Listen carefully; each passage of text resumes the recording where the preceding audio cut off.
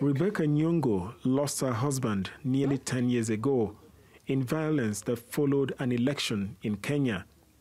Unrest broke out in Eldoret, 300 kilometers northwest of Nairobi, when ethnic groups turned on each other over a political dispute.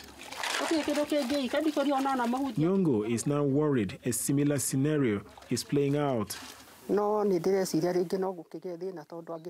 problem of violence can arise again, especially when those seeking office don't see eye to eye.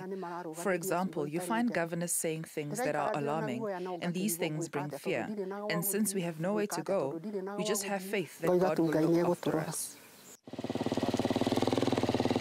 Communities in Eldoret are still divided after post-election violence in 2007 and 2008. About 40 people from the village ran to this spot where a church was built, but they never made it out alive.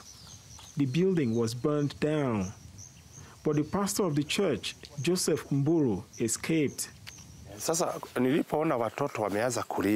I saw children crying and trying to get out of the church, surrounded by fire.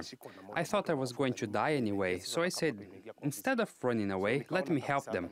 Despite my fear, I started removing them from the window and throwing them outside. I saved around 5, but then I got to the 6th child. I think she was a girl. Her dress was already on fire. And as I tried to pull her out, I burned my hands and had to let go and say to her that we will meet again, as I thought I would also die. Where the church stood is now a burial ground. How many people were buried here? So it's 38 all. 38 people. 38 people that were buried here? Yeah, in this ground. It's now quiet, because no one lives here anymore. But just a few kilometers away, street rallies are being held as candidates campaign for votes. But activists have a word of caution. If it's free and fair, there's no violence. But let me assure you, if it's rigged, there will be violence.